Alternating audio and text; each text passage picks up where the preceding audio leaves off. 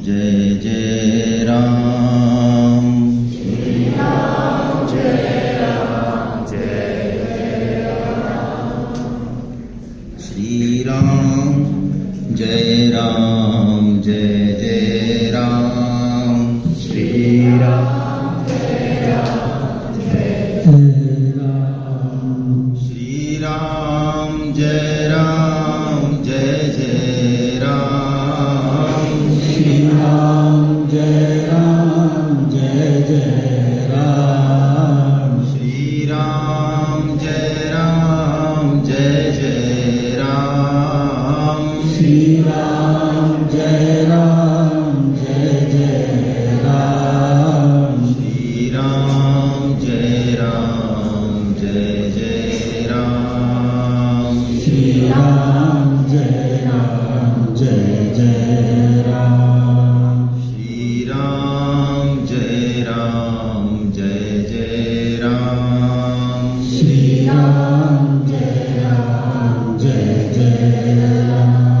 श्री राम जय राम जय जय राम। श्री राम जय राम जय जय राम। वसुदेव सुतं देवं कंस चाणूरमर्दनं देवकी परमानन्दं कृष्णं वन्दे जगद्गुरुम्। आप सभी वैष्णव जनों के चरणों में प्रणाम।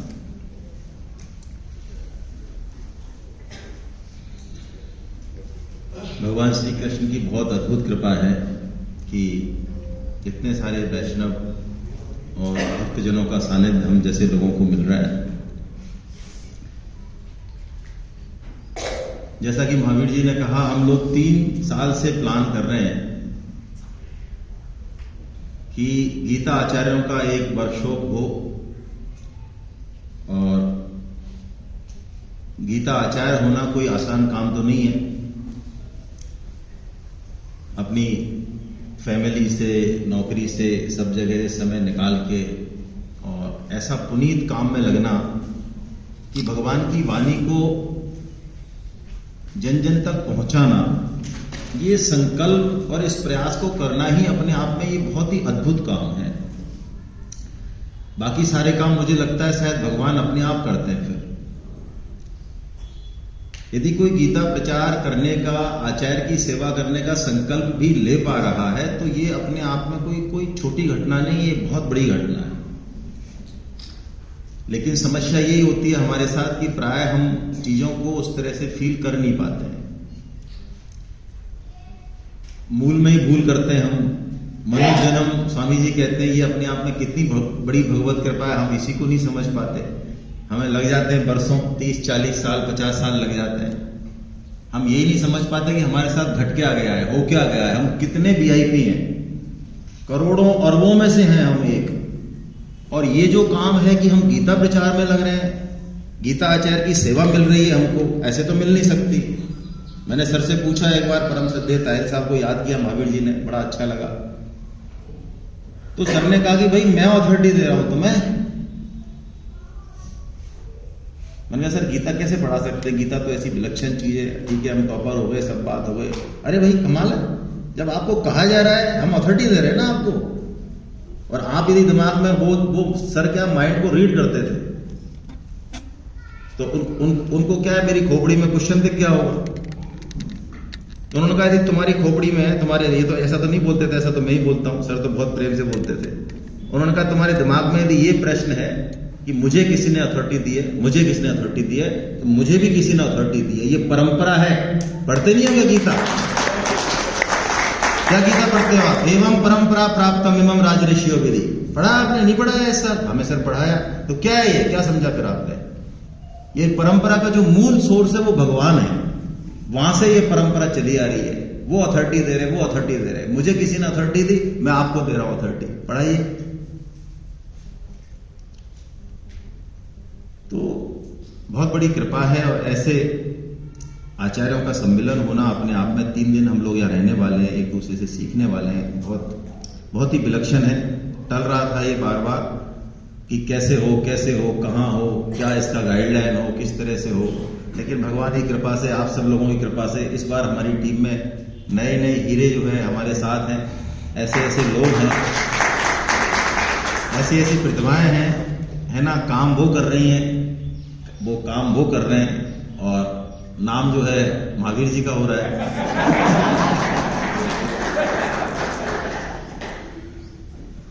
हमारा भी हो रहा है। चलिए, तो हम थोड़ा सा कोशिश करते हैं कि कैसे जो है क्लास को लिया जाए, टीचिंग विद ईज, है ना। मेरा चश्मा रह गया शायद, अभी तो था, चलो कोई बात नहीं। तो देखिए, जिस पे हम बात कर रहे थे वही चीज है कि ये जो हमको मिला है, तो तायल साहब की भाषा में कहूं, परम श्रद्धेय तायल साहब की भाषा में, तो ये ग्रीन कार्ड है भाई। और मैंने कल रात को जो है मुझे याद आया, तो ये लाल रंग से था, तो मैंने ग्रीन कार्ड बोल के लाल क्यों कर रखा है, तो मैंने पीपीटी में कल ग्रीन कर दिया है। ये फैक्ट है, इस चीज को मैं खूब अच्छे से महसूस करता हूं। सर ने ये वर्ड इस्तेमाल किया था कि आप यदि आचार्य पद की सेवा एक्सेप्ट कर रहे हो और फिर इसके साथ जस्टिस कर रहे हो कमिटमेंट के साथ, तो ये आपका ग्रीन कार्ड है। और अमेरिका में बसने के लिए करोड़ों लोग जो है लालायत है, ग्रीन कार्ड बहुत कम लोगों को मिलता है। उससे भी खराब पोजीशन है यहाँ, वहां करोड़ों हैं या अरबों हैं लाइन में, और यहां भी ग्रीन कार्ड बहुत कम लोगों को मिलता है। इसमें बहुत बड़ा एक मैनेजमेंट है, एक बहुत बड़ी भगवान की कृपा है। उसको जब तक हम फील नहीं करेंगे, हमारे इस सेवा में वो बात बनेगी नहीं, वो बात जमेगी नहीं। इसको रूटीन मत माने आप, बार बार कोई चीज जितनी, मैं कई बार सेमिनार में शुरुआत में ये बात बहुत फोर्सली कहता हूं कि कई बार चीजें जब बहुत सुलभ हो जाती हैं तो उसका हम वेस्टेज करते हैं, शेयर वेस्टेज करते हैं। ऐसे ही कई बार जैसे मनुष्य जन्म की हमें इंपॉर्टेंस नहीं पता, ऐसे ही हमको आचार्य की भी इंपॉर्टेंस नहीं पता कि आचार्य की सेवा मिलना और उसको हम यदि कर पा रहे हैं तो ये कितना बड़ा सौभाग्य, करोड़ों लोगों से हटा के भगवान ने कहीं हमको बिठा दिया है हमारे संकल्प मात्र से। तो ये ग्रीन कार्ड है ना, पासपोर्ट है सीधा गोलोक को। जैसे महावीर जी ने कहा कि भगवत प्राप्ति, तो आज तो देखो महावीर जी का जो कॉन्फिडेंस था वो अलग लेवल पे था। अब हमारे डायरेक्टर साहब ने, जो गीता परिचय अभियान के जो कैप्टन है, उन्होंने यदि कह दिया कि भगवत प्राप्ति तो हो ही जाएगी ना, उसी क्यों चिंता करते हो, आप तो ये काम करो, तो बस यही काम करना है फिर हमको। हाँ, अरे भाई स्वामी जी बोल रहे हैं, महावीर जी नहीं बोल रहे। यदि महावीर जी कोई बात बोल रहे हैं कि भगवत प्राप्ति तो अब हो ही जाएगी, तो हमको मान ही लेना चाहिए। इनके मुंह से कहलवा रहे होंगे कोई। परम श्रद्धेय सेठ जी महाराज ने तो ये बात ठोक के कह दी कि कोई गीता से परिचय हो जाए किसी का जो ऋषिकेश आ गया, और सेठ जी ने ये बात बहुत महीन शब्दों में कई, बाद में लोगों ने प्रकाशित करी, किसी ने सेठ जी का दर्शन भी कर लिया, दर्शन, उसका जन्म नहीं होगा यदि वो न्योता नहीं दे तो हमने तो नहीं किया दर्शन, तो ये चांस हमारे हाथ से तो निकल गया क्या, या है अभी है। उन्होंने दर्शन किया, उनका तो पता नहीं कुछ होगा कि नहीं होगा, हो ही जाएगा सेठ जी। हमारा 100% होगा। दर्शन का दूसरा तरीका है, सेठ जी की बातों को हम अप्लाई करें, बस हो गया काम। ये असली दर्शन है। और ये बात मैं अभिमान के साथ नहीं कह रहा हूं, सेठ जी, सॉरी, स्वामी जी के साथ रहे हुए, हालांकि मुझे ये बात नहीं कहनी चाहिए पर मेरी थोड़ी आदत खराब है, पचती नहीं है। सेठ जी के साथ रहे हुए 15-15 साल, 10-10 साल, उन साधकों में भी वो बात दिखती नहीं है जो स्वामी जी की बात मानने वाले साधकों में, आचार्यों में दिखती है। मैं मजाक नहीं कर रहा हूं आपको। ये बात परम श्रद्धेय सेठ जी महाराज ने एक बार गीता प्रेस में कही थी, गोरखपुर में।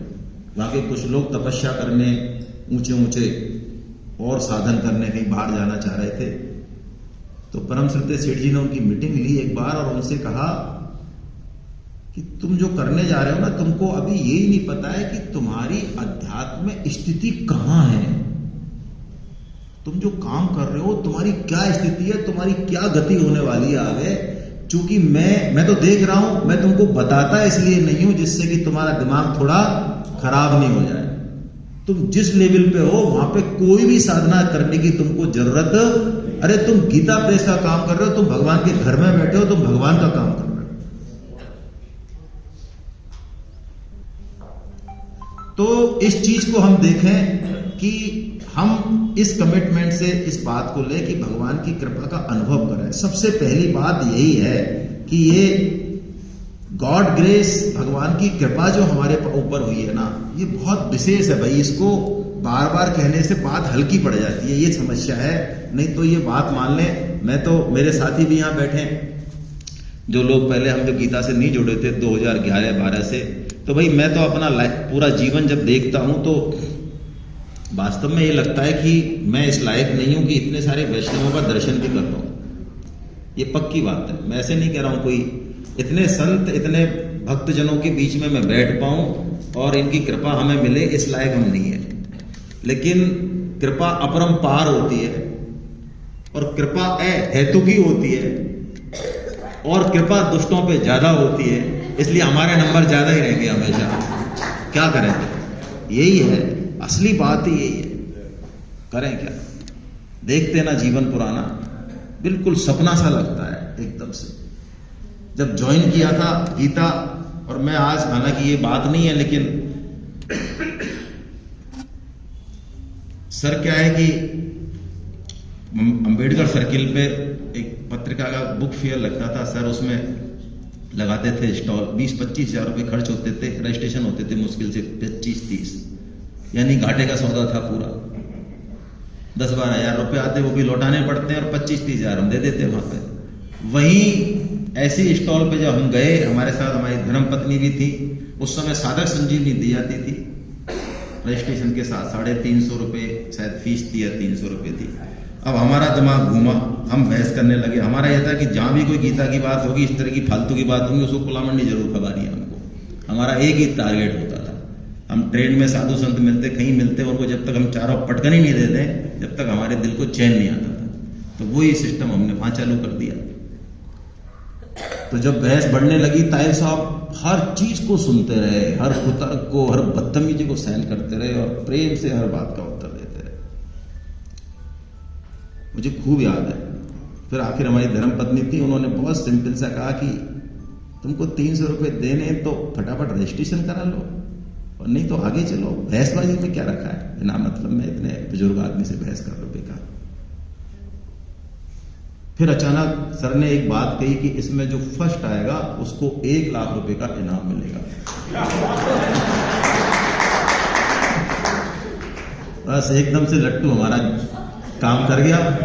ये तो लट्टू में चलना ही था, ये तो 1 लाख की सुनती तो हमारे एकदम तरावट आ गई।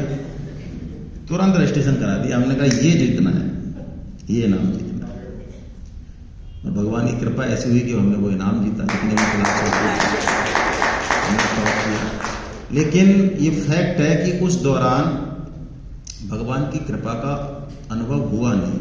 ऐसा लगा नहीं कि हम कहाँ जा रहे हैं, क्या घट गया हमारे साथ, ताहिर साहब क्या चीज है, क्या करते हैं, ये एक घटना नहीं। ये धीरे धीरे पता चलता है, और विशेषकर व्यक्ति जब चला जाता है तो पता चलता है। फैक्ट तो यही है, हम सबके साथ होता यही है। जब माता पिता हो, जब कोई और वो हट जाते हैं, तब हमको पता चलता है कि उनकी अहमियत क्या है। तो हम इस चीज को महसूस करें सबसे पहले कि भगवान की कृपा हमारे साथ बहुत विशेष है। दुख आ रहे हैं तब भी, अपमान हो रहा है तब भी, चीजें बहुत खराब हो रही हैं, रिलेशन खराब हो रहे हैं हस्बैंड वाइफ के, और भी चीजें खराब हो रही हैं, तब भी शायद कुछ मंथन चल रहा है, कुछ जहर निकलेगा, कुछ आने वाला है अच्छा, ऐसा मान लेना चाहिए। और ये फैक्ट है, मानने की बात नहीं है। तो सबसे पहले भगवान की कृपा को महसूस करें। दूसरा, अब ये कृपा आपने महसूस कर ली, सामने वाला इस लेवल पे नहीं है, उसको भौतिक एंगल से ही आपको टच करना चाहिए। सामने वाले को आज जनरेशन गैप में जो सबसे बड़ी कमी है वो यही है। बच्चे टेक्स्ट से बात करते हैं, बच्चे किसी और मोड से बात करते हैं, हम उस लेवल पे नहीं।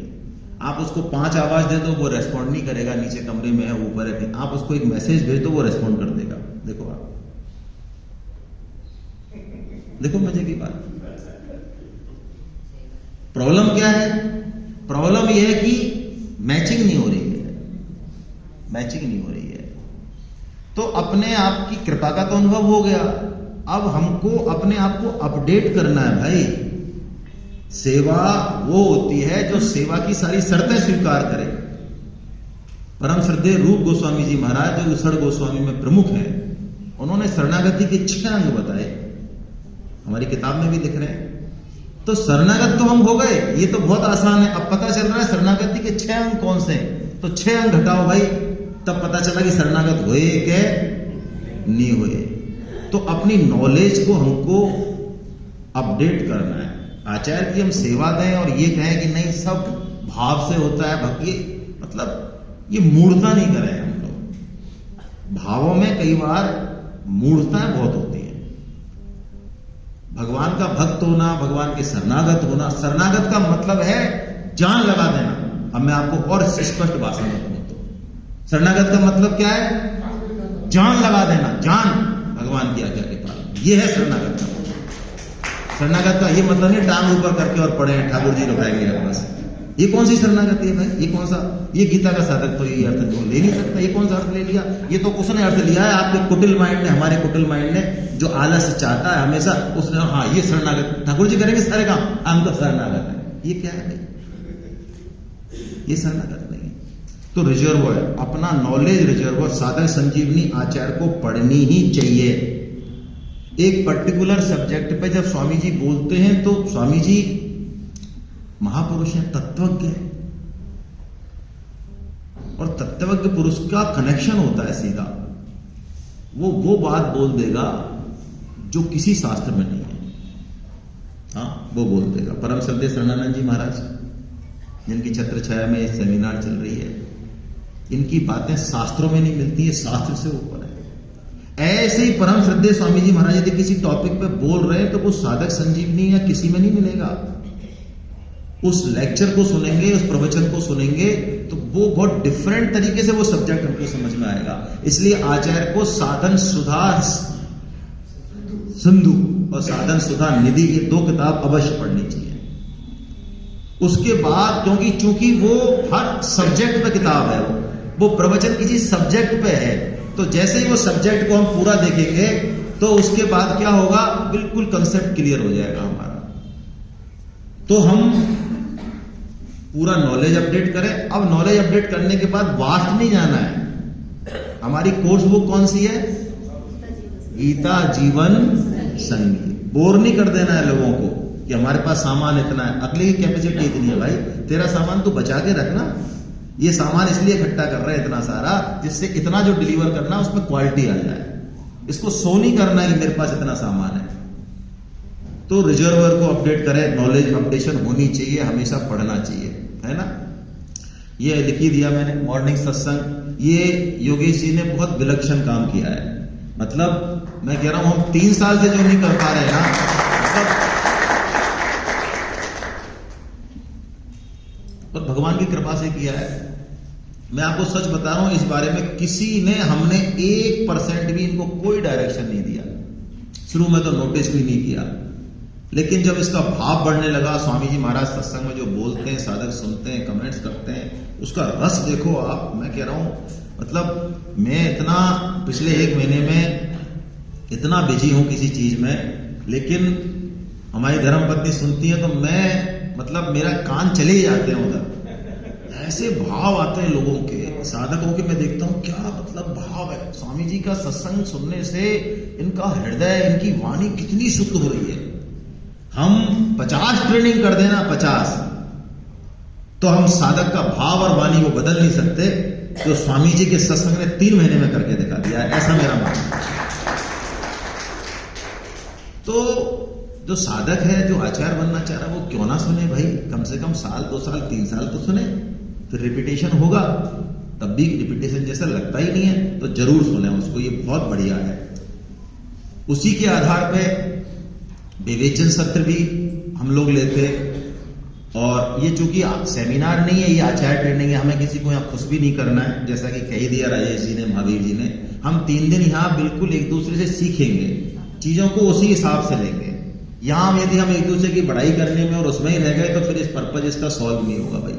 मेरा ऐसा आपसे निवेदन है और मानना है कि जिसमें भी जो चीज है उस चीज को हाईलाइट किया जाना चाहिए कि भाई आपके अंदर ये चीज है, आप इसको थोड़ा सा ऐसे कीजिए तो अच्छा रहेगा, है ना, या आपके अंदर ये गुण है, आप दूसरों को सिखाओ। इस चीज के लिए हम यहाँ इकट्ठे हुए हैं, क्योंकि मान लेना चाहिए दूसरे की बात। कभी भी सेमिनार में जैसे बोले तो मैं एक बार बात हमेशा कहता हूं, सेमिनार में जो वक्ता हो वो नीचे जो बैठे हैं वरिष्ठ लोग उनकी तरफ बीच बीच में देखता रहे थोड़ा सा, क्योंकि उनको पता है कि वो कहां बोल रहा है, कितना ट्रैक से आउट जाए। वो कई ऐसे वक्ता है जो बोलेंगे तो बस बोलते रहेंगे, अब उनको टांग पकड़ के नीचे उतारना पड़ता है। अरे भाई देख लो नीचे, आपको टाइम लिमिट के लिए कह रहे हैं या किसी चैप्टर पे आप गलत बोल रहे हो, वहां से बंद करने कह रहे हैं दुकान। कई बार हम श्लोक को बंद कर दें तो बहुत अच्छा रहता है, बजाय कि उसको हम जितना लंबा ले जा रहे हैं। तो उस तरह की चीजों को हमको देख लेना चाहिए। तो विवेचन सत्र में ये एंगल मिलता है आपको कि किसी श्लोक को, किसी पाठ को किस तरह से लिया जा सकता है। वो एंगल हमको सीखने चाहिए, वो काम आते हैं। लेकिन सॉरी टू से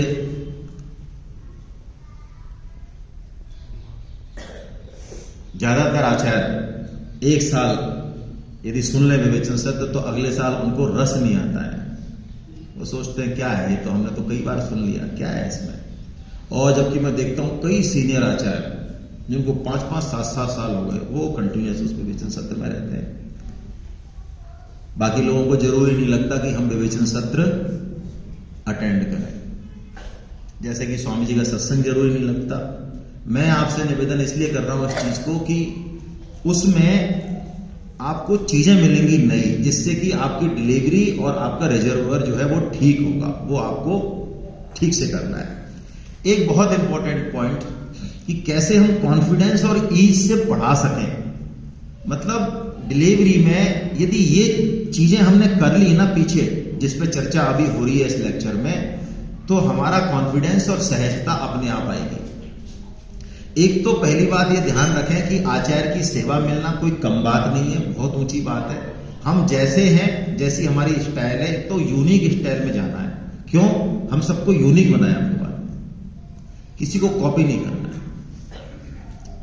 कॉपी करें दूसरे गुणों में करें, बोलने में और बाकी चीजों में हर बंदे की स्टाइल अलग है, और यदि वो अपनी स्टाइल को डेवलप करेगा तो बहुत अच्छा लगेगा लोगों को। शुरू में 1-2 क्लासों में वो रेपो सेट होने में थोड़ा टाइम लगता है। हम किसी से फ्रेंडशिप करते हैं या किसी के घर जाते हैं, नई बहू आती है, टाइम लगता है ना। एक बार जब सेट हो जाता है सिस्टम, उसके बाद लोगों को लगता है अरे हमारे आचार्य तो बहुत अच्छे से पढ़ा रहे हैं। लेकिन वो तभी होगा जब हम अपनी सहज स्टाइल को ही काम में लेंगे। यदि हम किसी की कॉपी करेंगे पूरी तरह से तो उसमें मजा नहीं आता है। तो हम सहज कैसे रहें, इसके लिए होमवर्क करना बहुत जरूरी है पहले, है ना। यदि वो हमने होमवर्क नहीं किया, फिर आप चाहें कि हमारा कॉन्फिडेंस आ जाए और सहजता आ जाए, वो संभव। जैसा कि मैं उदाहरण देता हूं कि दीपावली की छुट्टी के बाद, है ना, 15 दिन की छुट्टी आई, अब क्लास में जा रहे हैं, तो मास्टर जी ने होमवर्क दिया था। तो एक तो ऐसे बच्चे हैं जो होमवर्क करके आए पूरा, और एक ऐसे हैं जो होमवर्क नहीं करके आए। तो अब दोनों का कॉन्फिडेंस और सहजता देख लें हम। तो सहजता के पीछे मूल बात क्या है? हमको अपना होमवर्क करना है। कैसे करना है? तो गीता जीवन संगीत जो है ये बाउंड्री लाइन है, ये हमारी कोर्स बुक है, इसको ध्यान रखें। क्या होता है, मैं बिल्कुल स्पष्ट बात कर रहा हूं। कई आचार्यों के दिमाग में ये बात है, कीड़ा है, मैं तो कीड़ा ही कह रहा हूं इसको, कि जो चीज यहां लिख दी है तो सबको ही पता है, इसको तो बोलना ही क्या है, इसको बोलेंगे तो फिर तो हमारी नाक कट गई, कुछ और ही बोलना है। तो अब उससे क्या नुकसान होगा वो उनको नहीं पता है। उनको तो ये है कि अब हमको कुछ अलग लाना है इससे, क्योंकि ये तो सबको पता है ना, तो ये तो हमको बोलना ही नहीं है, इस तरह से तो करना नहीं है। भाई गीता जीवन संगीत को हमने इस सिस्टम की क्या बनाया हुआ है, कोर्स बुक है, ये टेक्स्ट बुक है। तो हम जो प्रयोग करेंगे वो साधक के हित में करेंगे, गीता प्रचार के हित में तो हम प्रयोग करेंगे, कुछ मसाला देंगे, कुछ और चीजें करेंगे, वो हम चर्चा करेंगे 3 दिन में। लेकिन हमारी बाउंड्री लाइन क्या रहेगी? एक आचार्य हैं जो इसको बिल्कुल फॉलो नहीं करती। और उन्होंने यहां तक भी कहा कि ये जो गीता जीवन संगीत में ये चीजें लिखी हुई हैं ये गलत है। तो जो उनके मेंटर आचार्य थे उन्होंने उनको फोन किया कि मैडम आप ये बात कह रही हैं तो इस बात को आपने डिस्कस कर लिया क्या राइटर से, जो राइटर हैं, या स्वामी जी से कहीं से? तो उन्होंने कहा ठीक है मैं देख लूंगी, लेकिन ये सही नहीं है। उन्होंने ना डिस्कस किया ना ये कहना छोड़ा। तो ये जो मताग्रह है ये बिल्कुल ठीक नहीं है। हमको यदि सिस्टम फॉलो नहीं करना है कोई, तो बेहतर है कि हम उस सिस्टम से अलग हो जाए। कोई दिक्कत नहीं है, इसमें क्या दिक्कत है। लेकिन यदि आप सिस्टम फॉलो नहीं करेंगे तो चूंकि ये सिस्टम प्रूव्ड है, ये सिस्टम हमारा तो है नहीं, ये सिस्टम हमारा नहीं है, हम इस गलतफहमी में बिल्कुल नहीं है। और ये ओपन भी है कि परम श्रद्धेय ताहिल साहब ने जो सिस्टम बनाया उसमें एक लाइन भी हम नहीं खींच पाए। ये बात मैं महावीर जी से, सुधीर जी से बहुत बार बार कहता हूं।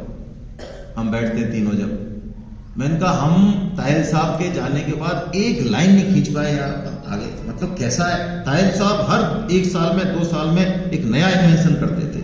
आपको क्या लगता है ये सेमिनार, ये भागवत कोर्स, ये सब पहले से था? फर्स्ट डे से नहीं था ये सब आए हैं धीरे धीरे। तो ताहिल साहब के जाने के बाद वो इन्वेंशन बंद हो गए। हाँ, लेकिन हम उनका ही काम बढ़ा रहे हैं आगे। जैसे कि परम श्रद्धेय स्वामी जी महाराज ने एक बार बट वृक्ष पे कहा था ऋषिकेश में कि ये सत्संग हमारा नहीं है, ये सेठ जी का ही सत्संग है, उन्हीं का चलाया हुआ है, हमारा है ही नहीं सत्संग। तुम किस गलत फहमी में हो? हम सत्संग करने के लिए आए भी नहीं, हम अथराइज भी नहीं मानते अपने आप को। ये तो परम श्रद्धेय सेठ जी महाराज ने ऑर्डर किया कि नहीं, आपको यही काम करना है और यही सत्संग चलाना है। आपने सुना होगा कुछ दिन पहले स्वामी जी का सत्संग आया था। स्वामी जी, सेठ जी बैठे थे।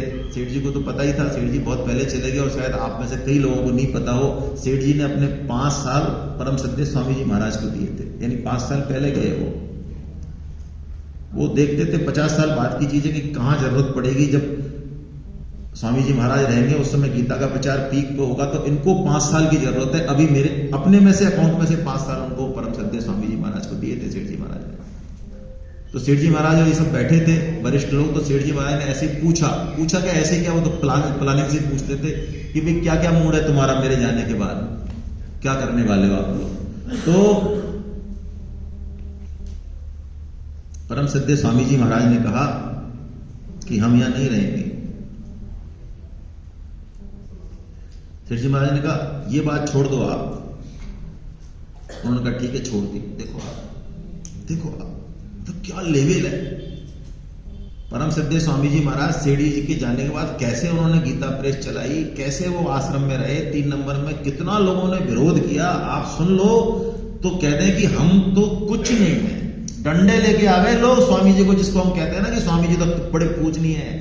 डंडे लेके आए लोग, बाहर निकलो, क्या गुंडागर्दी मचा रखी है सुबह 5 बजे, क्या प्रवचन सेठ जी के बाद। तो यही कहा स्वामी जी महाराज ने कि आपके सामने ये चीजें मुझे दिख रही हैं, आपके जाने के बाद क्या होगा, कैसे काम करूंगा मैं। इसलिए उन्होंने कहा हम यहां नहीं रहेंगे। आप सोचो कितना बड़ा डिसीजन होगा स्वामी जी का। लेकिन सेठ जी ने कहा यह बात नहीं रखनी है, मतलब मताग्रह नहीं रखना है। हाथों हाथ जवाब दिया नहीं रखेंगे। आप कहते हो तो नहीं रखेंगे, मतलब यही रहेंगे। आप जैसा कहोगे, जो आदेश करोगे वही करेंगे।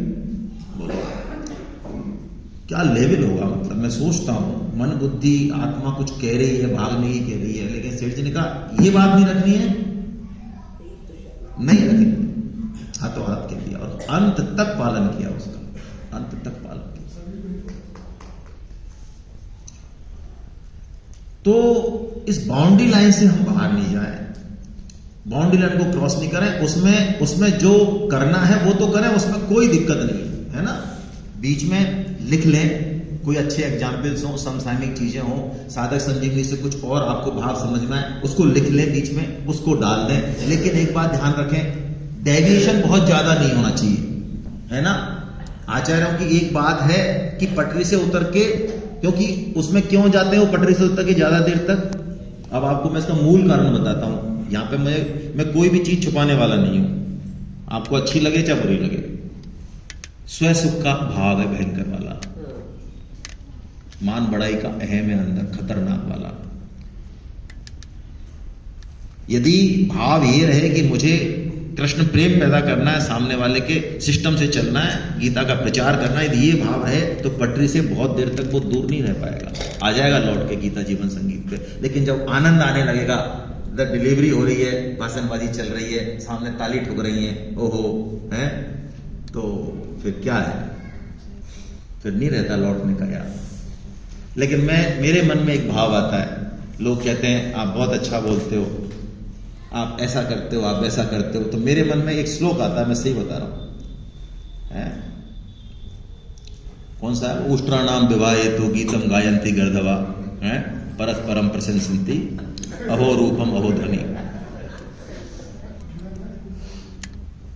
आया समझ में कि नहीं आया भाई? कि हिंदी अर्थ करूं?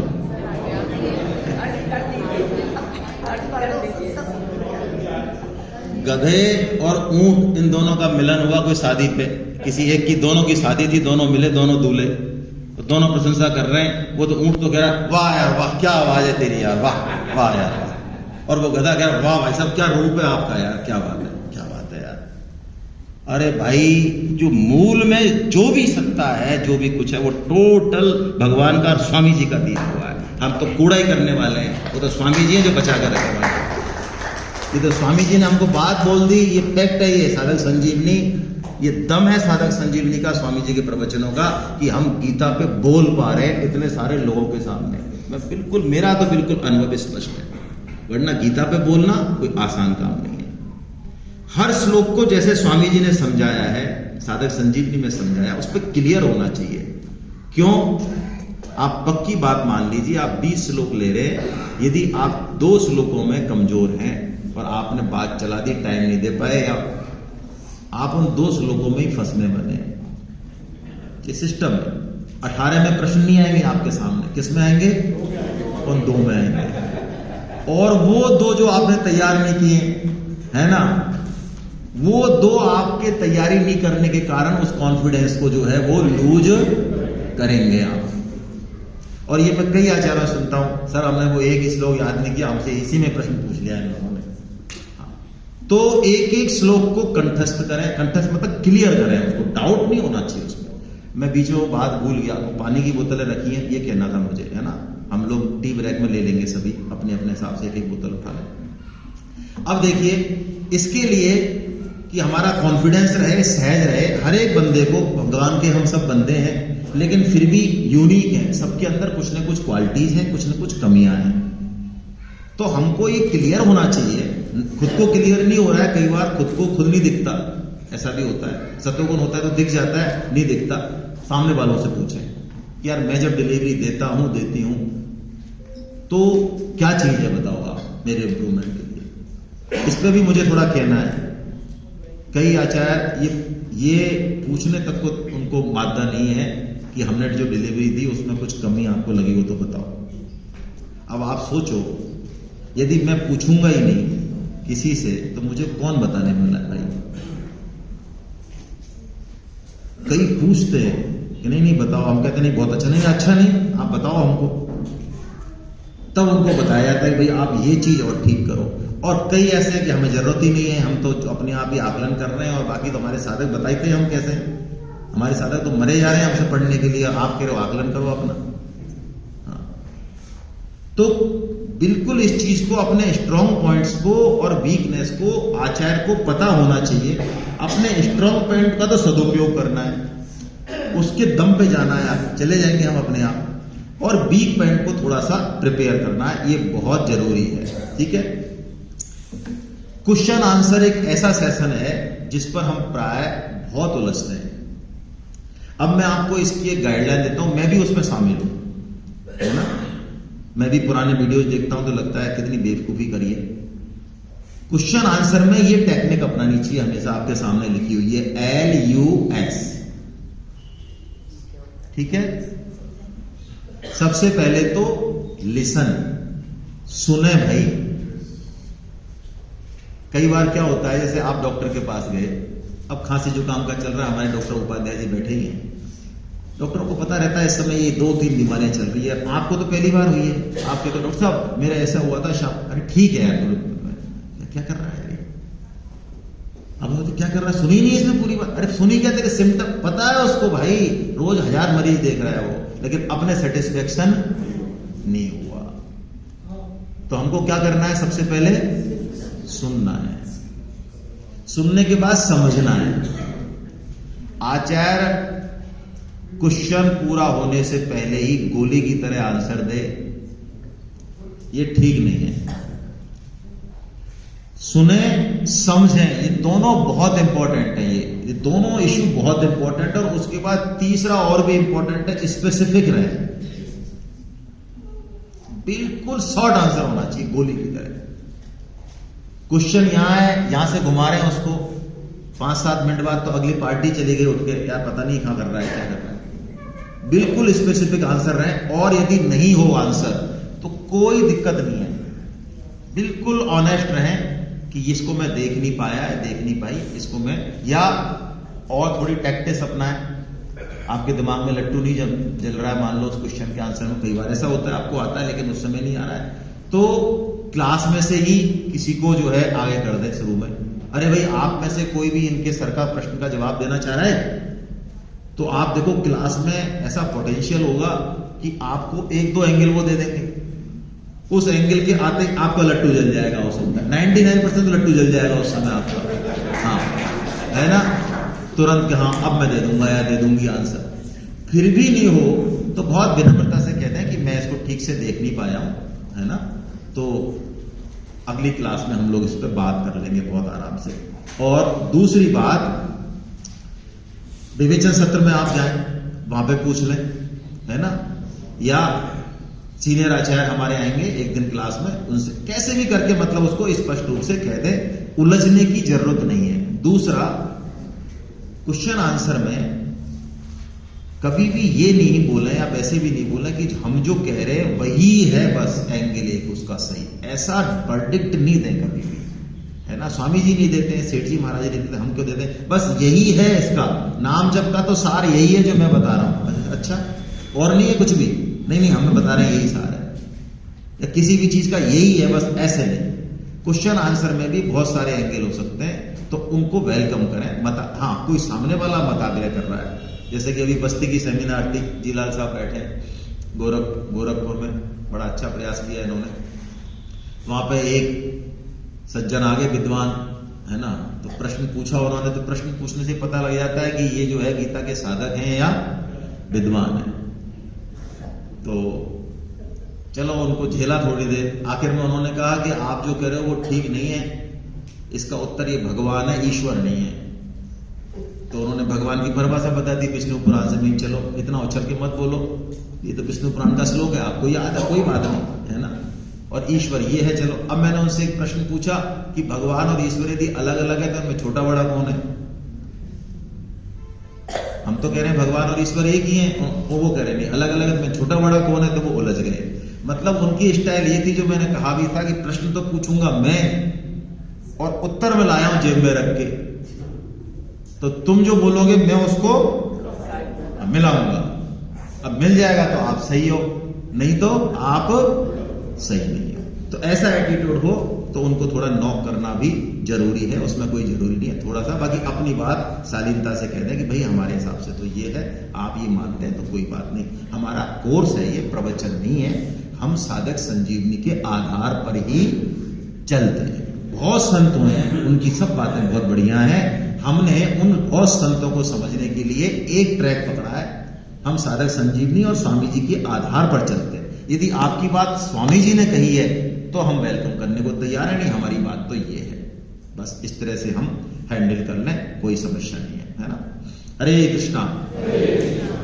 आपके मन में कोई हाँ बात हो तो वो हम लोग कर लें कि कैसे जो है क्लास को, इसका जो शीर्षक था इसी पे हम चर्चा कर रहे थे, बस teaching with ease and confidence, ये सबसे पहले होना चाहिए साधक में क्लास लेने के लिए। हाँ प्रियंका जी बताएं।